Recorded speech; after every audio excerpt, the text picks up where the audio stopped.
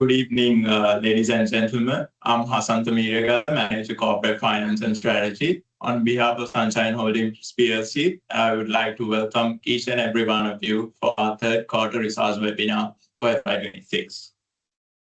So to start things off, few housekeeping announcements. So as usual, this webinar will be recorded and then later uploaded to our IR website as well as the CSC website for future reference. You can use the following link to access these recording and the presentation as well. So during the webinar, all our participants will be muted.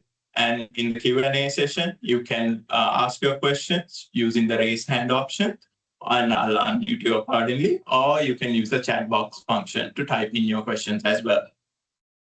So this time for the presentation format, we are doing a slight change.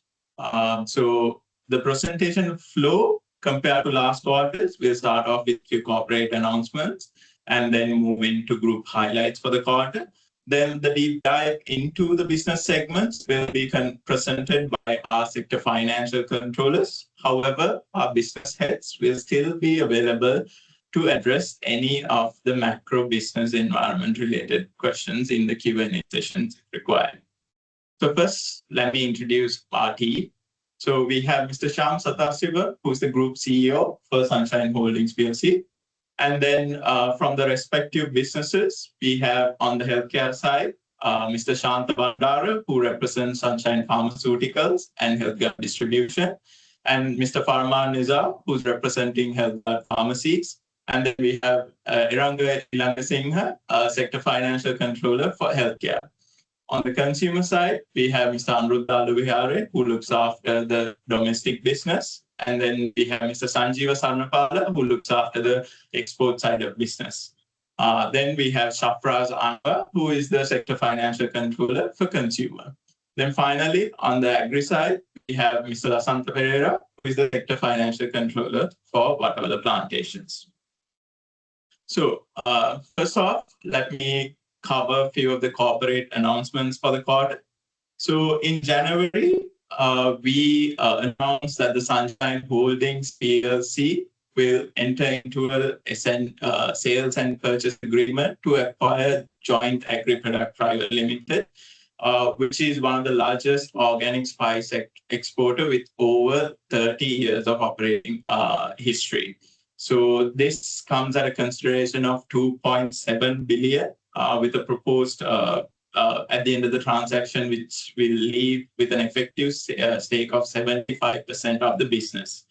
So this moves comes on the back of the group strategy to strengthen the consumer sector portfolio by expanding into more export-oriented, value-driven products with established access to key international markets. This kind of complements our existing capabilities and moving our focus away from beyond Sri Lanka as well. Then during the quarter, Sunshine Holdings also declared a second interim dividend of 60 cents per share for FY26, with the XD date being 19th Feb, and the payment date will be on the 11th March. So with that, I would like to hand over to Mr. Shyam Sathasiva, who will take you through the group highlights for the quarter. Good. Thanks, Sanjay. Good evening, ladies and gentlemen. Thank you all for being with us today. So firstly, the third quarter, we had 9.5% growth in our top line, of course, driven by our lead sector, healthcare, which grew at nearly 13%. So significant growth. We'll continue to see volume-led growth there in that business. And my colleague Iranga will take you through the details of that. Consumer was flat in terms of growth. Impact of Cyclone Dikwa was more felt in the consumer sector top line. As for agri, we had limited volume growth, but price growth. So that helped overall agri revenue increase. For the group per se, as you can see, we've had significant earnings for the quarter, but a little lower than last year's same period. And I will take you through some of those reasons. Big picture for us would be, like I said, revenue growth being 9.5%, but of course challenged in terms of profitability. Operating margins for us in the pharmaceutical sector was constrained as price control impact was felt more through quarter three, as well as manufacturing. Lena manufacturing had lower orders in calendar year 25, so coming into primarily quarter three, versus last year's same period as the government settled down to order volumes, etc. But it's an exception that we see will recorrect going in the future, which then flowed down all the way into PAT as well. So that's quarter three for you. If I move into where EBIT and revenue had impact, like I said, healthcare was the driver of revenue, but unfortunately wasn't the driver of EBIT. So that's the impact you can see. But across the last 2 years, you can see the composition of our business has moved to nearly 60% healthcare, 30% consumer, and under 15% to agri.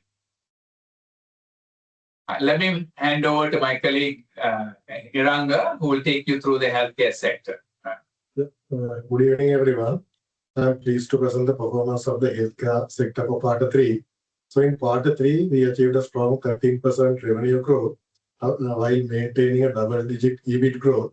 However, on a year-on-year basis, our profitability was diluted due to the constant margin pressure implemented by the recent price controls. So while this business has created some sort of a short-term pressure in terms of margin, we have already activated like our corrective measure to strengthen this our margin in the upcoming quarters. So let me briefly walk you through each business unit in the upcoming slides. Starting with the pharmaceutical business unit, which is the agency business which focuses on import, registration, and marketing of pharmaceutical products. We recorded a healthy 17% revenue growth in quarter three. As a quick recap from quarter two, our quarter two presentation, we did some sort of a model change during quarter two, basically invoicing our imports directly through our distributor. The idea was to eliminate our inventory holding in our pharmaceutical division, which will lead to overall improvement in our working capital and operational efficiencies. So this elevated revenue growth in quarter two resulted as an impact due to this one-off invoicing of my closing inventory within our pharmaceutical business to our own distributor. So as a result, like quarter on quarter, you may see a decline, but on a year-on-year basis, still pharma end up with a 17% revenue. However, this business will remain focused on new product registration, and we will continue to enhance our product portfolio to see overall revenue growth in the upcoming quarters. And in response to the current margin pressure, we have already activated a recovery plan to strengthen our performance in the upcoming quarters. Moving into our distribution business, we have continued a steady revenue growth moving into quarter three as well, despite the adverse weather conditions we experienced during the latter part of the quarter. So based on our estimate, like there was about 5% of the pharmacies which we directly serve got impacted. Otherwise, you would have seen a better result in this revenue growth. So encouragingly, we have tied up with several key pharmaceutical companies in Sri Lanka for their last mile distribution within this year. And we continue to focus on building our business by bringing in new clients, new revenue streams other than Sunshine to enhance our scale and resilience. So moving into medical devices, after following a challenging second quarter, the business was able to bounce back strongly in the third quarter with an almost 18% revenue growth. So this reflects both our operational agility and sustained demand within this segment. So regarding the manufacturing business, the year-on-year performance was impacted mainly due to the timing differences of the government purchase.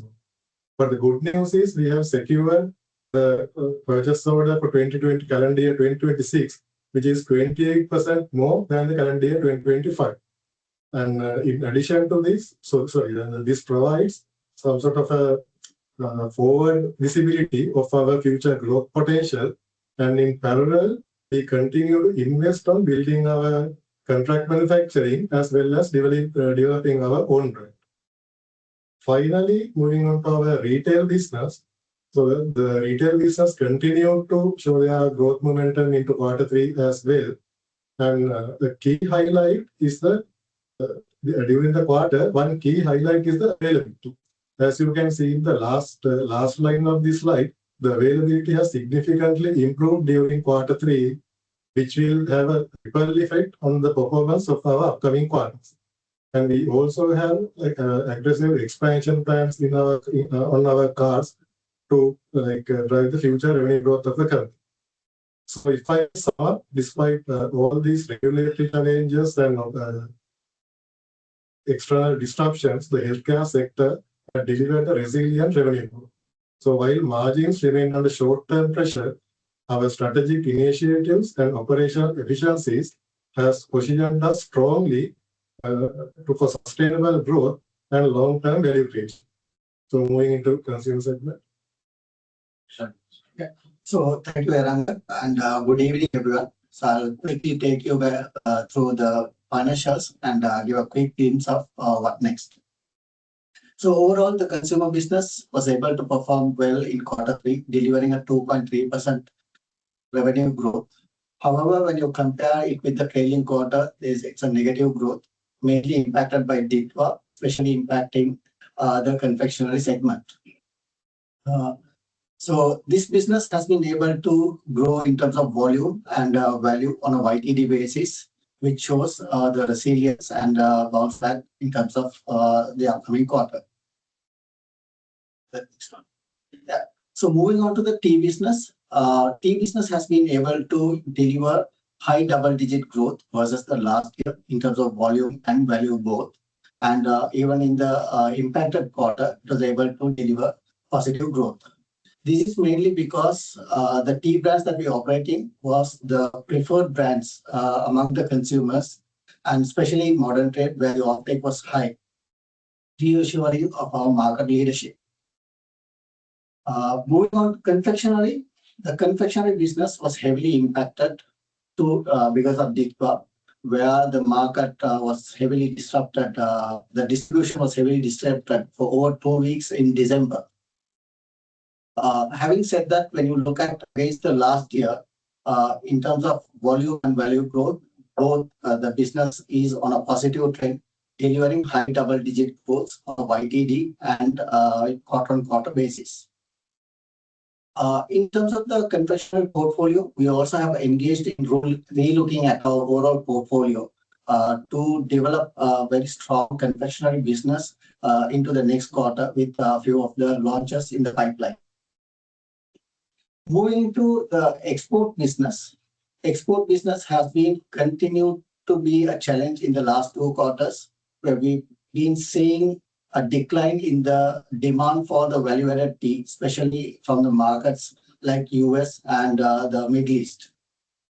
However, the team was able to contain some of the losses in terms of the value-added range by securing some bulk orders and especially tapping into the Far Eastern market, which also helps us in terms of our profitability. Having said that, if we really look at on a YTD basis, the export business has been able to deliver an 8% volume growth. However, the revenue continues to be less due to the change in the product mix. From an overall consumer segment, the segment is really geared to deliver the Q4 numbers coming out of the crisis, having been resilient in terms of the progress that we've been seeing in January. And I'll hand it over to Lasantha for a bit. Thank you very much, Sapras. I'll take you through how Q3 and the YTD perform in the agri sector. As we done the last 2 quarters also, this quarter we have shown a 17.6% growth. It's mainly coming with the price. The margin, EBIT margin, 36.10 margin we maintain like we had done it in the previous quarters also. I'll take you through each companies have performed, especially in the palm oil business. You can see in the quarter three performance 1.8 billion revenue, while comparing the Q2 with the volume impact in the seasonal impact. If you can see in the sales volume table last line how it performed. With that, we impacted, but the good thing is the price helped us to maintain 23.6% growth with the healthy EBIT margin and the PAT margin of 29%. When it comes to the other business, the LDL business, we went with 11.6% growth. This mainly negative growth is mainly impacted because of the milking yield is down and the revenue is down at because our prices are going at 22 to 229 per liter. Good thing is now we in the Q4 we see that there's the price increase, the price impact is there and it's coming high, and our yielding cows are also going high. So overall, the agri sector, every time in the group, we perform with the high margin and the revenue in the top line and the bottom line both. Thank you. So thank you, team, for those detailed insights. So into each of these segments, as well as our overall sectors. So with that, we can move on to the Q&A session. So as I mentioned earlier during the session, you can use the raise hand option, unmute you, you can ask your questions, or if not, you can type in your questions in the chat box function as well.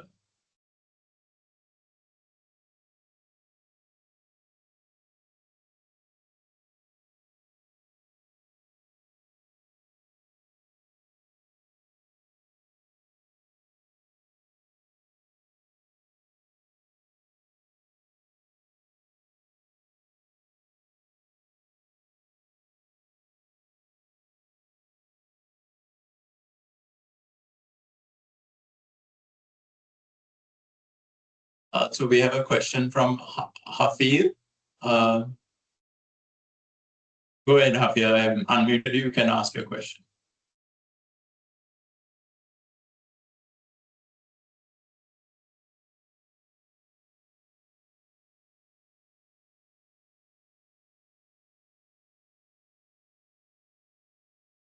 Now we'll move into the questions itself. A question from Anna Chatterjee. Is the impact of price controls reflected entirely in Q3 or it's only partial? I'll give that questions to Shanta. Yeah, I just actually, thank you. Good evening, good afternoon, everyone. I, in fact, just typed an answer. It's only the impact up to December, quarter three, December. So, as and when the prices are being adjusted, when at the import license level, we will be accounting the balance in the subsequent quarters. I hope that answers the question. Okay, Shanta. A follow-up question to you, Shanta. What is the contribution to revenue from government orders for the overall agency business and also pharma manufacturing business for the last 9 months? So I'll ask the part of it, because if you take agency business, we have two agency businesses. One is the pharma business, where the answer to the question would be very minimal part of the pharma business deals on the tenders, because we largely focus on brands in the private market. In our medical devices business, there's a fair share going into government, which I'm not aware of the percentage. I think it's 30% plus by now. And the Lena business, the pharma manufacturing, just correcting you there. The pharma manufacturing business, of course, is primarily dependent on government supply because it's a local supply origination business. But they've been quite steady, and as Aranga shared, we've already received the calendar year 26 orders, including new products. So this business is opposite of the pharma agency, where a lot more reliance on the government orders. for this, but prices and volume contracts have already been agreed for the calendar year 26. Thank you. Hafil, on your question on dividend, the management does not give comments on the dividend policy. Question from Krishna Kumar. We saw new products in the confectionery portfolio. Can you brief us on the strategy at this segment and what kind of products are in the pipeline? Can you also comment on the profitability of the confectionery business during the quarter? On the second part of the question, I would say we don't disclose margins at BU levels, but the first part of it, Anuruddha, you can shed some light into it. Yeah. So good evening, everyone. Thank you, Asantha. So we are already into gum-based lollipops. Two variants we have introduced already, and we are into a toffee category, hard-boiled candy category, and we are planning to come out with a couple of hard-boiled candy toffees into the market in the months to come. These are the mainly two lines, and we have plans at this point in time. We don't want to disclose it. We have plans in the a couple of other categories as well. Thank you, Anuruddha. Yeah. So the second question is, can you give us a briefing on the capex that has happened during the quarter? There are significant capex reported on the agri and healthcare segment. Is continue or just a one-off? Maybe Asantha and Raghu can answer for each of us. Yeah, for the agri business, really the wheel improvements, wheel capex investment we are doing because we want to do a new ramp and fluent projects we are planning on that. And those are the major capex, especially on the agri, the mill investments we are doing. So in healthcare, there are three elements. One, we have to revamp our warehouse, which is a future investment, which is sort of a one-off investment.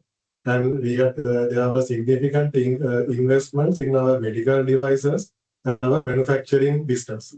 So those are recurring, revenue generating capex investments, which will recur. Thank you, Bob. Another question from Sachinta. What revenue contribution is expected from the new acquisition? And what synergetic benefit does management anticipate?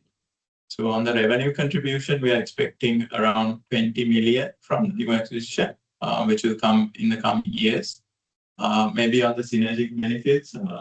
So at this time, I think synergy would be more from a big picture export pipeline perspective. We are already in tea exports as well as tea brands.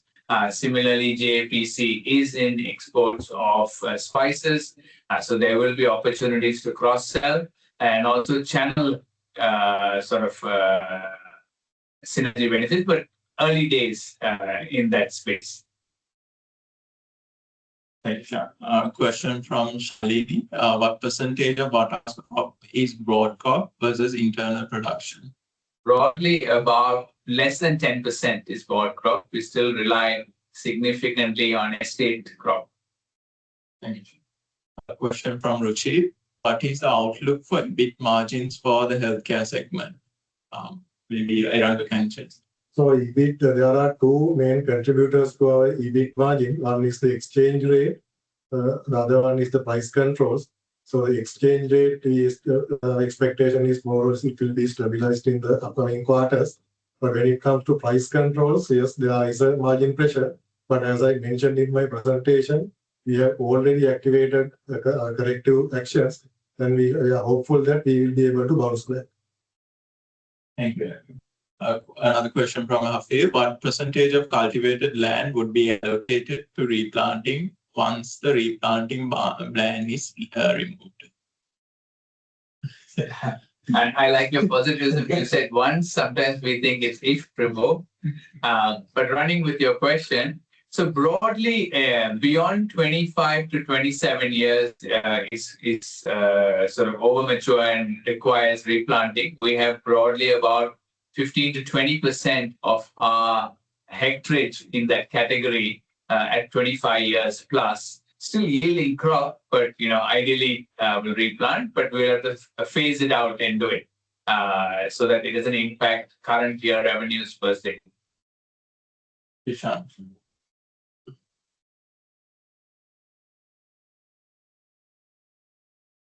We have covered, Gohan, we have covered your question.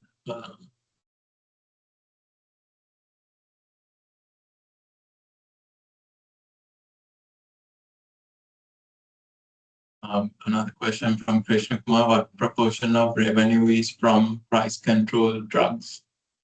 Maybe Shanta, you can give like a brief overview. Santa, could you rephrase that question? What proportion of revenue is from price control drugs? Okay, so I have to say 100% because if it comes to pharmaceutical segment, it's 100%. But we have a fair share now developing as cosmetics and wellness segment. So that part is not under price control. When it comes to the pharmaceutical part, the new gazette covers all the pharmaceuticals in terms of MRP reviews.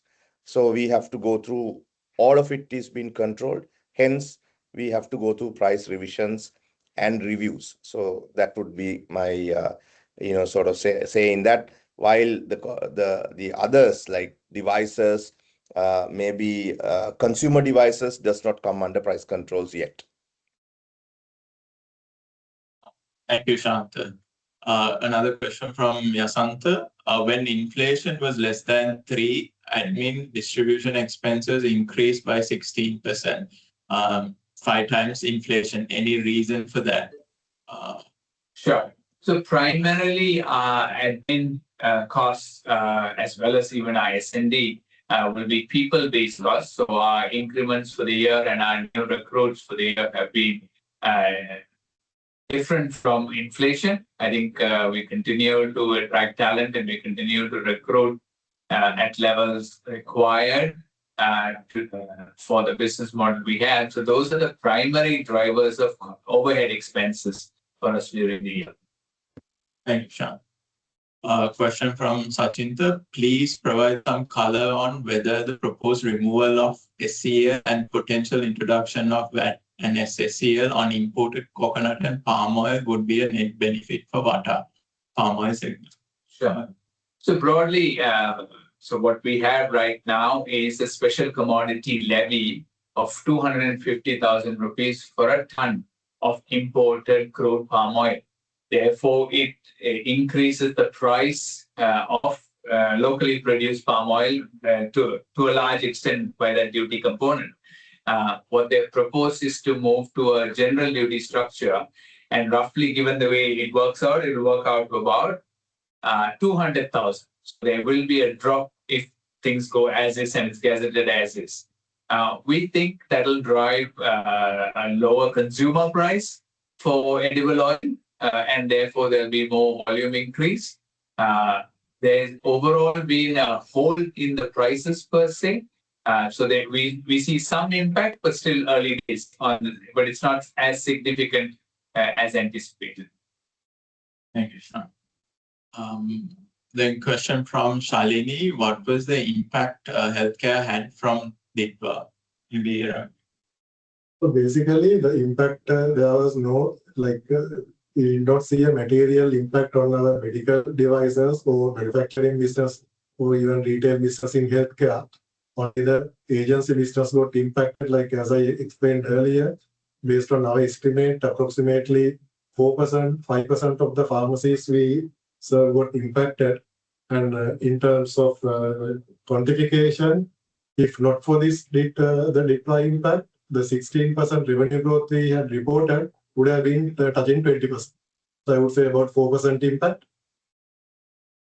Thank you, Ranga. Prince, we won't be disclosing information about the proposed acquisition, the questions that you have asked. Then a question from Krishna Kumar. Shanta, I would address this to you. As a follow-up, what kind of price revision can we expect to mitigate the impact from the MRP? Okay, I'll try to answer this. In terms of a price revision for the pharmaceuticals,